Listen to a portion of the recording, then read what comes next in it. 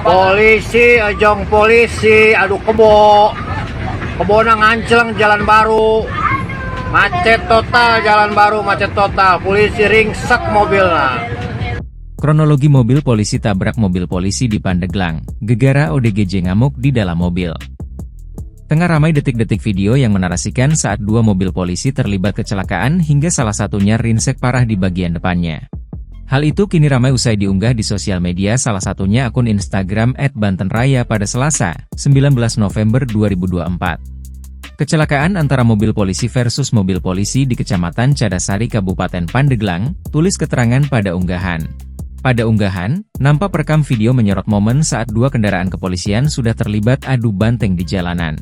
Terungkap awalnya kendaraan R4 Daihatsu Grand Max Dinas Polri Polsek Cadasari warna abu-abu melaju dari arah Serang menuju ke arah Pandeglang. Disebutkan jika kendaraan tersebut berpenumpang dua anggota kepolisian dan saat itu membawa seorang pria ODGJ yang diamankan dari Kampung Waas.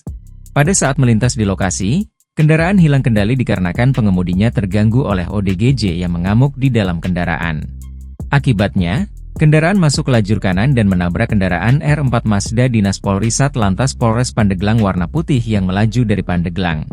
Akibat kecelakaan, kedua kendaraan mengalami kerusakan di bagian depan namun tidak ada korban jiwa maupun luka-luka akibat kecelakaan tersebut. Sedangkan ODGJ yang menjadi penyebab kecelakaan pun kini sudah kembali diamankan oleh warga dan polisi. Disebutkan kecelakaan ini terjadi di Kecamatan Cadasari, Kabupaten Pandeglang, Selasa, 19 November 2024. Video yang berdurasi 30 detik ini pun kini ramai ditanggapi oleh warganet. Polisi, ejong polisi, aduh kebo na ngancleng jalan baru, macet total jalan baru, macet total, polisi ringsek mobilnya.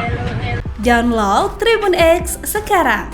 Menghadirkan lokal menjadi Indonesia.